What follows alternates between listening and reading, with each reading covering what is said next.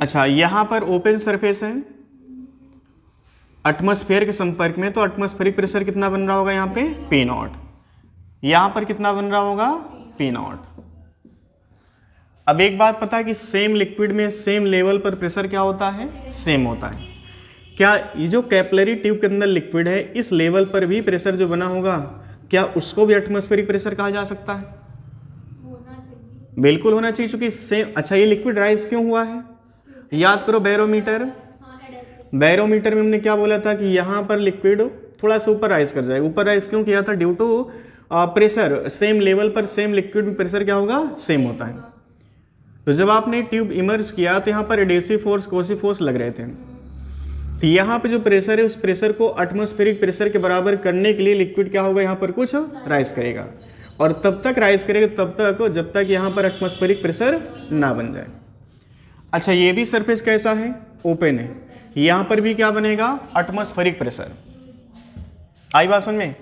अच्छा, just below this meniscus यहाँ पर प्रेशर मान लो P है। अब आप ये बताओ कि P और P नॉट में ज़्यादा कौन है?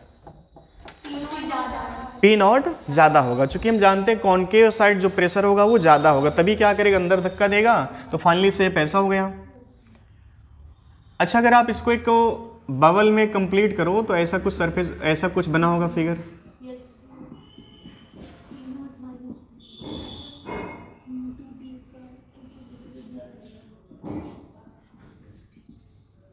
ऐसा कुछ फिगर बना होगा। एक्सेस प्रेशर का फार्मूला क्या था बताओ, इन टर्म्स ऑफ सरफेस टेंशन। यहाँ का प्रेशर ज़्यादा, यहाँ का प्रेशर कम है, तो आप क्या लिखोगे, P not equal to P plus 2T by R, ये लिखोगे। ये R है क्या चीज़, रेडियस ऑफ ट्यूब है कि रेडियस ऑफ मिनिस्कस है? रेडियस ऑफ मिनिस्कस है। जब ये फार्मूला अप्लाई करोगे तो यहाँ पर आपने जो बबल लिया उसकी रेडियस होगी, और बबल की रेडियस एक तरह से क्या है, रेडियस ऑफ मिनिस्कस है ना। अच्छा, यहाँ का प्रेशर आप बताओ, यहाँ पर प्रेशर कितना होगा, ये P नॉट है, और ये P नॉट किसके बराबर होगा, P plus rho g h के। तो आप लिख सकते हैं P not equal to P plus rho g h, ये दोनों इक्वल हैं, तो P plus 2T by R equal to P plus rho g H.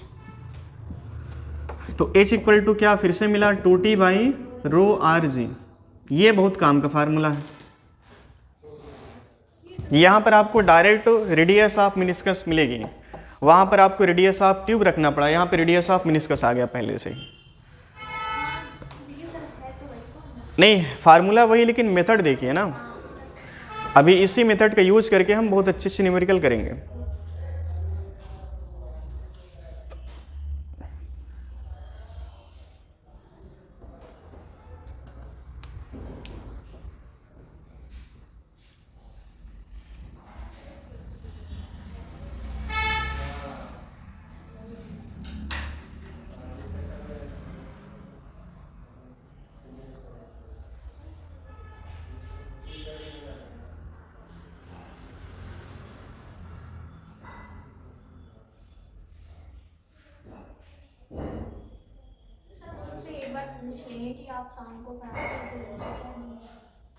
कहाँ पे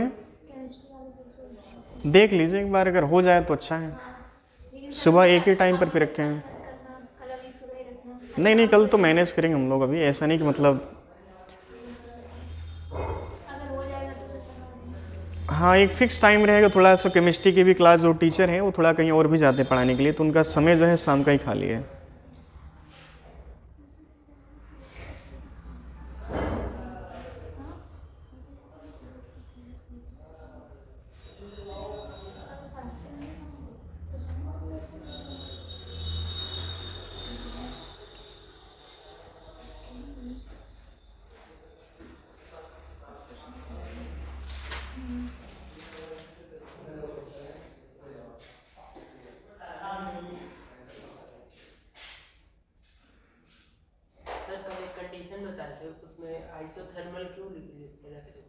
वो क्वेश्चन में दिया होता है कि अंडर आइसोथर्मल कंडीशन, ऐसा क्वेश्चन में दिया होता है कि टेम्परेचर में कोई चेंज नहीं है, फिजिक्स से मान लिया कंडीशन,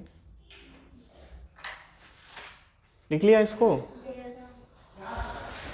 अच्छा चलिए कुछ ठीक ठाक लेवल के हम लोग बात कर लेते हैं, इसको थोड़ा बंद करो।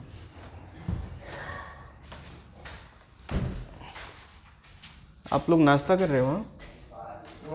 Good morning.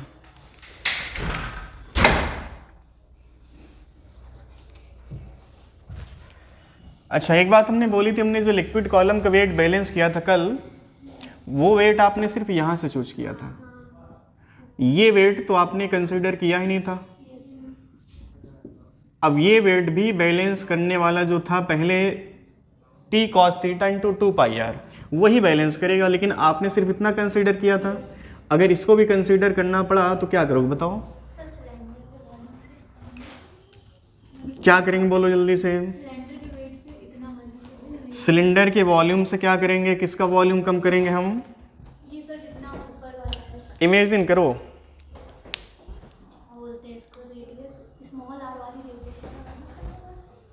देखिए टोटल वॉल्यूम अगर मान लेते हैं सिलेंडर है ये, तो सिलेंडर का वॉल्यूम कितना होगा? पाई आर स्क्वायर इंटू एच। अगर मान लेते हैं कि ये कंप्लीट हेमीस्फीयर बन रहा, तो एच भी आर के इक्वल हो जाएगा।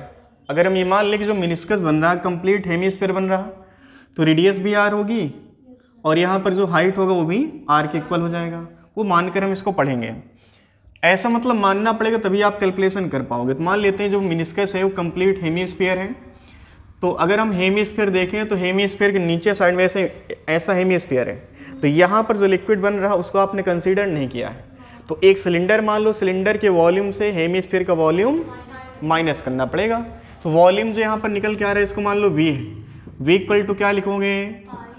पाई आर स्क्वायर, है ना। आप इसको चाहें तो स्मॉल आर ही रखो, pi R square into R minus 1/2 into 4/3 pi R cube लिखेंगे। डायरेक्ट लिखते हैं इसको, कितना बन जाएगा? ये 2/3 बना होगा, फिर यहाँ पर आएगा तो ये 1/3 बन जाएगा, तो 1/3 पाई आर क्यूब बन जाएगा। अब ये वॉल्यूम आपने कंसीडर नहीं किया था। फाइनली टोटल वॉल्यूम कितना होगा जो लिक्विड यहाँ पर बैलेंस हो रहा by t cos theta into 2πr? क्या लिखेंगे बोलो? t cos theta into 2πr बराबर क्या लिखेंगे बोलो? वॉल्यूम ऑफ दिस, वॉल्यूम कितना बनेगा? Pi R square into H plus 1/3 pi R cube. ठीक है, अब यहाँ से भी h आप कैलकुलेट कर सकते हैं। अब यहाँ पर जो h का कैलकुलेशन है इसमें देखिए ये चीज़ एक्स्ट्रा आ चुकी है, ये वाली जो एक्स्ट्रा है। अभी यहाँ पर देखिए हम मल्टीप्लाई करेंगे डेंसिटी इंटू ग्रेविटी, है ना, इतना एक्स्ट्रा वॉल्यूम आ गया। तो ये करेक्शन का पार्ट होता है, इसको कंसीडर नहीं करते, लेकिन फिर भी आपको कंसीडर करना पड़ेगा। बट मेजॉरिटी जो क्वेश्चन बनता है IT हो चाहे नीट हो, उन सब में इसको कंसीडर नहीं करते हैं। फिर भी मान लो कल के अगर पूछ लिया तो हमें थोड़ा सा नॉलेज होना चाहिए। तो आप इसको जल्दी से बना लो, फिर आगे बढ़ते हैं हम लोग।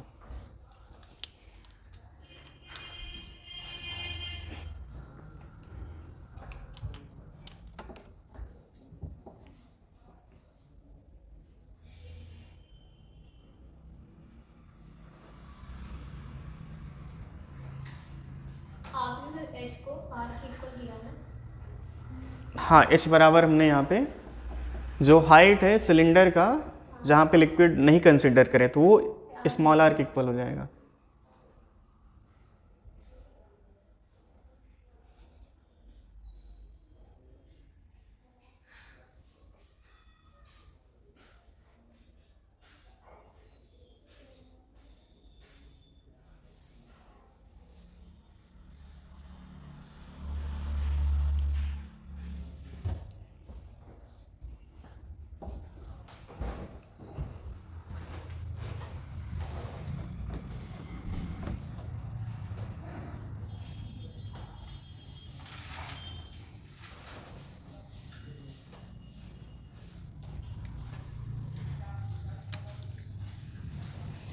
बना लिया इसको।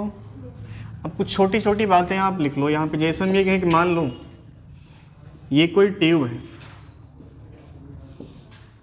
और यहाँ पर जो लिक्विड है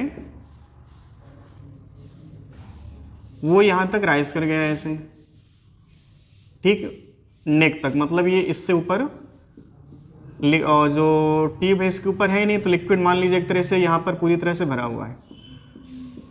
अब क्वेश्चन यहाँ पर ये कहता है कि मान लो अगर हमने ट्यूब को थोड़ा सा ब्रेक कर दिया, ट्यूब को हमने मान लो यहाँ से ब्रेक कर दिया, तो ब्रेक करने के बाद क्या लिक्विड जो है इस ट्यूब से बाहर आएगा?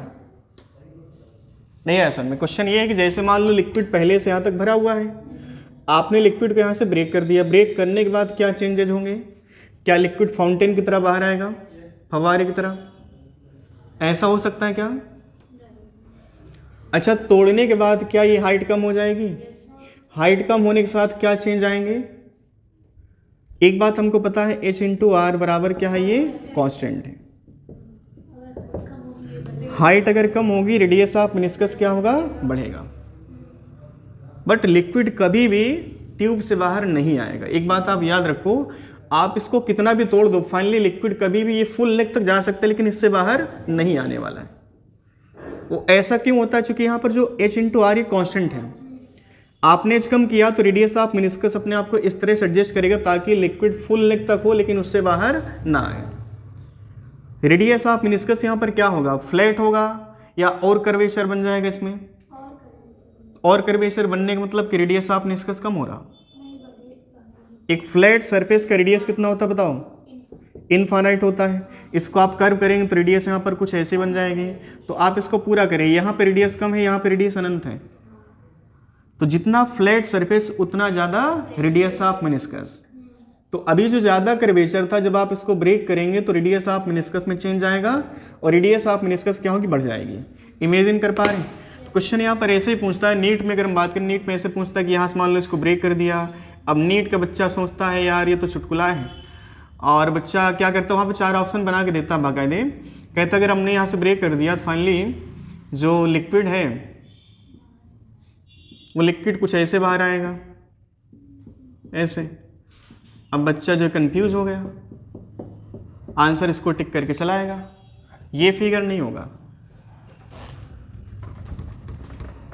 लिक्विड बाहर ना आए उसके लिए होगा क्या कि रेडियस ऑफ मेनिस्कस अपने आप को एडजस्ट करेगा। तो ज़्यादा कर्वेचर था यहाँ पे, अब यहाँ पे रेडियस ऑफ मेनिस्कस जो बनेगा वो थोड़ा सा फ्लैट हो जाएगा ऐसे। समझ में आ रही बात ना? लिक्विड कभी भी बाहर नहीं आएगा, बस इतना याद रखना आपको। ये पहला पॉइंट हो गया। अब ऐसे भी क्वेश्चन पूछता है, जैसे मान लो कोई बीकर है, इस बीकर में आपने जो है मान लो यहाँ पर एक ट्यूब रखा है, कैपिलरी ट्यूब है, और लिक्विड मान लो यहाँ तक भरा हुआ है ऐसे। थोड़ा सा बढ़िया सुंदर सा फिगर बनाते हैं ना।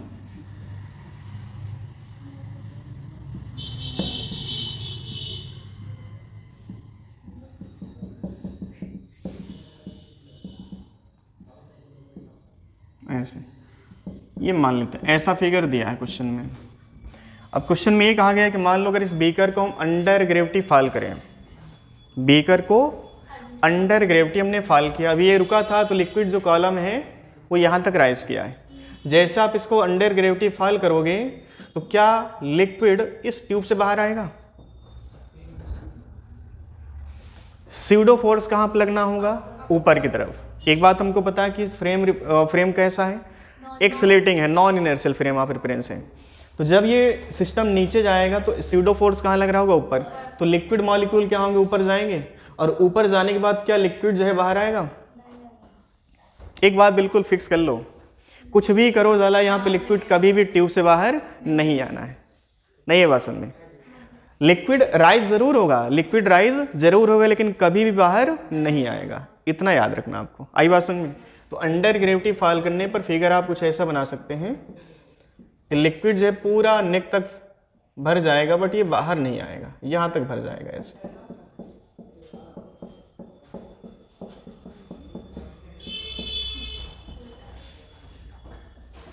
नहीं है बात समझ में? बनाओ इसको जल्दी से।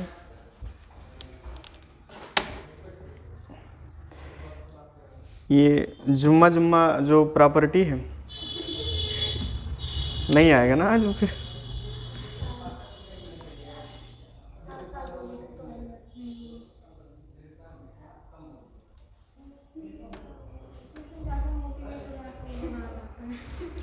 हाँ, ये बात आपने बिल्कुल सही पकड़ी। जिस दिन ज़्यादा मोटिवेट हो जाता है उस दिन जो है दौड़ के आता, फिर कहता है कि आज ही हम साला जेईई एडवांस का पेपर देंगे।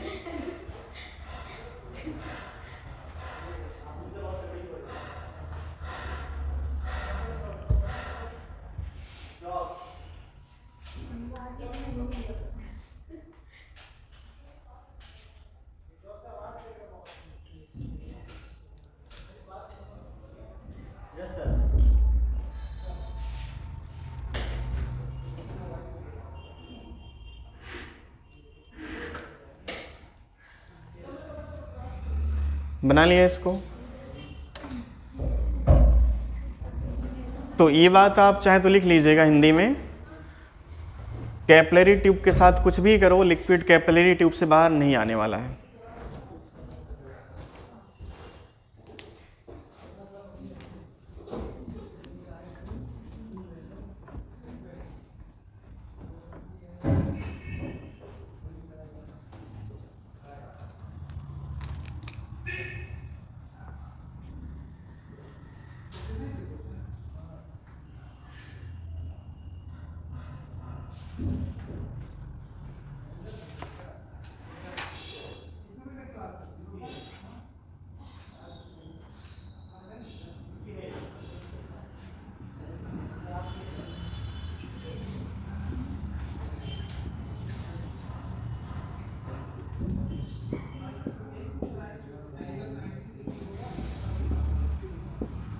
बहुत बढ़िया क्वेश्चन है ये।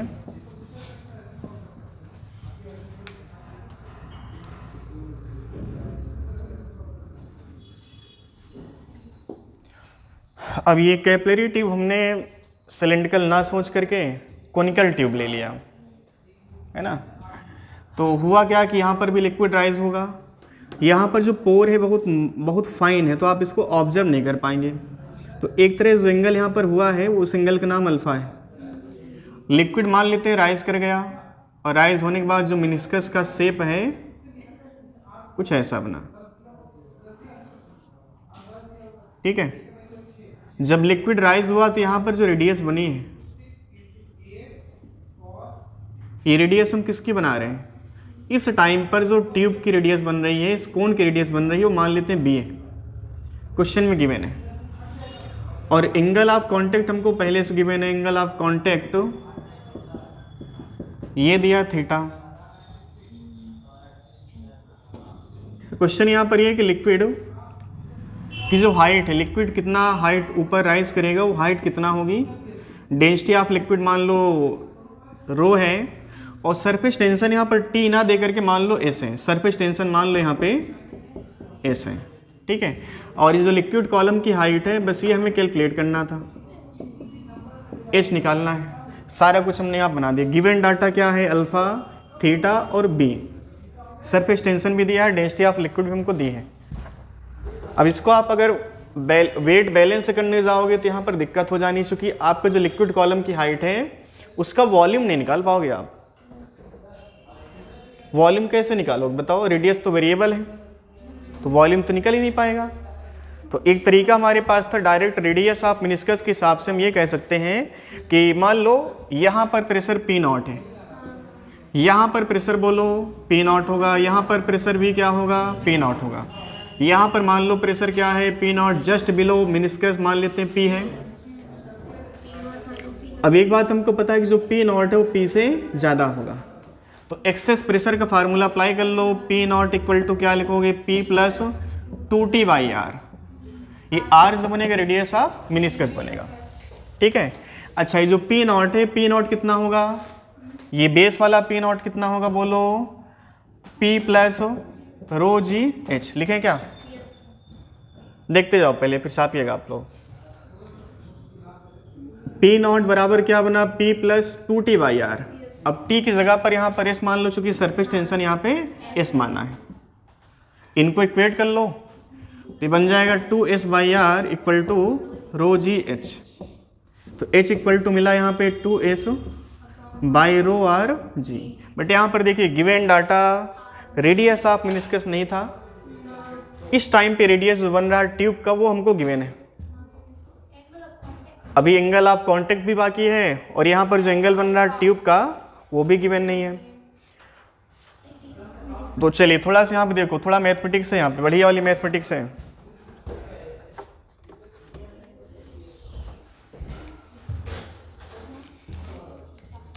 मेनिस्कस अगर हम कंप्लीट करें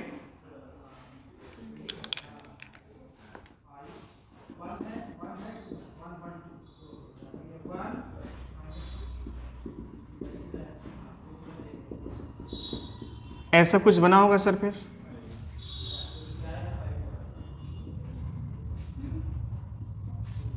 ठीक है। जो आर आपने यहाँ पे सोचा है वो आर यहाँ पर कहीं मान लो सेंटर है, और ये पॉइंट हम मान लेते हैं जहाँ पे हमें एंगल ऑफ कांटेक्ट देखना है, ये है कैपिटल आर, ठीक है। एंगल ऑफ कांटेक्ट क्या होता है, एक सरफेस के पैरेलल सॉलिड सरफेस पे लेके चलेंगे लाइन, और एक हम लेके चलेंगे टेंजेंट लिक्विड सरफेस से, ऐसे। इसको कहा जाएगा एंगल ऑफ कांटेक्ट, ये एंगल ऑफ कांटेक्ट है, ठीक है। इसको थीटा मान लिया। अच्छा, ये जो टेंजेंट बना है रेडियस से किस एंगल पर बना होगा, ठीक 90 डिग्री पे बना होगा, देखो यहाँ पे। अच्छा, ये थीटा है तो क्या ये भी थीटा बना होगा,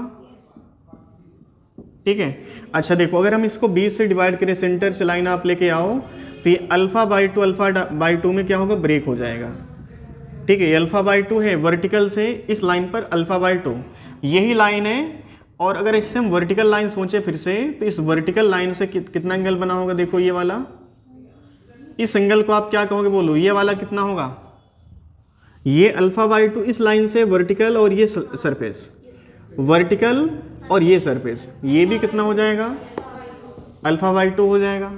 अच्छा, ये टोटल एंगल कितना बन रहा, ये टोटल एंगल कितना बन रहा बताओ, थीटा प्लस अल्फा। ये टोटल एंगल कितना बन रहा, 90 बन रहा क्या। ये अंदर वाला कितना बनेगा, 90 minus alpha by two plus theta. अच्छा, ये टोटल कितना है, 90 है। अगर ये 90 minus alpha by two plus theta है, तो अंदर वाला कितना हो जाएगा, alpha by two plus theta बन जाएगा। अब आप आ जाओ यहाँ पे, कुछ भी कैलकुलेशन नहीं है।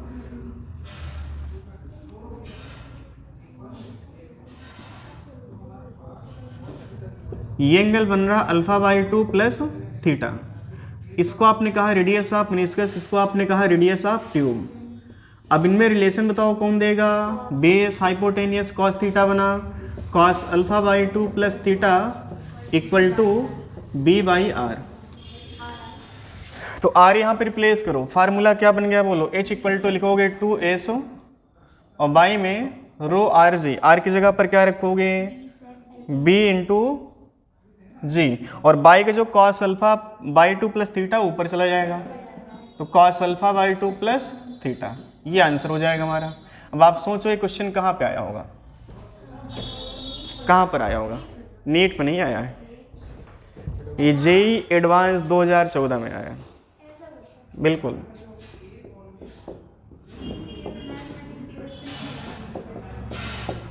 अब नीट का बच्चा क्या लगता है आपको, ये अल्फा बाई टू ये थीटा सोच पाएगा, जे एडवांस का क्वेश्चन था।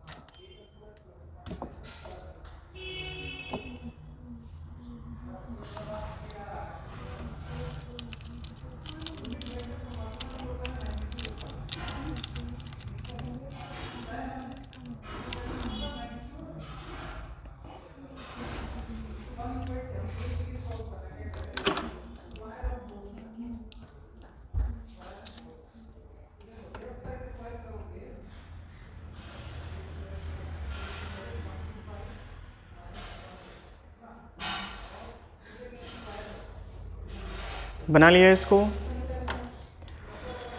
तो अगर मान लो कल के आपके पास ऐसा क्वेश्चन आया कि मान लो यहाँ पर हमने दो ग्लास प्लेट इमर्ज किया है, ऐसे ये ग्लास प्लेट ऐसे है,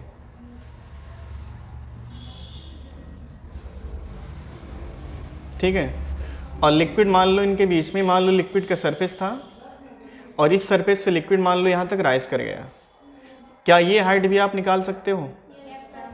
यहाँ पर देखिए, जब कहानी मैथमेटिक्स वाली लग जाए, जहाँ पे इजी हो, जैसे हम बात करें कि सिलेंड्रिकल ट्यूब था तो वहाँ पे हमने वेट बैलेंस की बात की, हमने इसकी बात नहीं की थी। आप यहाँ पर चाहे तो इसको भी यूज कर लो, चाहे इसको यूज कर लो, दोनों यूज किया जा सकता है। लेकिन यहाँ पर आप सोचे वेट बैलेंस की बात कर पाओ तो वेट बैलेंस की बात नहीं हो पाएगी। आई बात समझ में? तो ऐसे क्वेश्चन आप लोग कर लेंगे। लेंथ मान लो यहाँ पर इसकी जो है साइड मान लो, ये जो है साइड मान लो b है इसका, तो जो ये वाली लेंथ है b के इक्वल होगी, ये h है, तो बताओ वॉल्यूम कितना हो जाएगा? h इंटू बी और इंटू यहाँ पे आरी वासन में कितना वॉल्यूम बनेगा, वॉल्यूम कितना होगा यहाँ पे?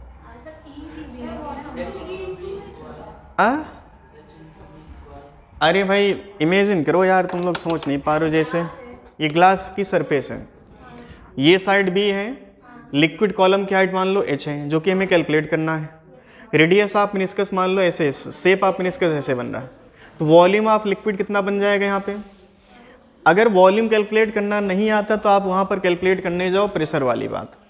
डायरेक्ट यहाँ पे बस आपको करना है क्या कि रेडियस ऑफ मेनिस्कस रिप्लेस करना पड़ेगा। अब ये क्वेश्चन मान लो in terms of radius of meniscus दिया तो उसके भी आप पे रख लो। अगर इन टर्म्स ऑफ ये वाली रेडियस है जो कि गिवन नहीं है, भाई यहाँ पर सिलिंड्रिकल ट्यूब होता है तो जो रेडियस बनती है यहाँ पे वो ठीक रेडियस के और रेडियस ऑफ ट्यूब के इक्वल होता है, बट यहाँ पे रेडियस हमको पता नहीं है, तो ऐसा कुछ मतलब देगा डाटा जिसके भी यहाँ पे रेडियस ऑफ मेनिस्कस आप कैलकुलेट कर सकते हैं। ये रेडियस ऑफ जो यहाँ पर शेप बन रहा है इसके कैलकुलेट की जा सकती है। आई बात समझ में? तो कोई खास टफ न्यूमेरिकल नहीं है। अगला टॉपिक हमारा विस्कोसिटी।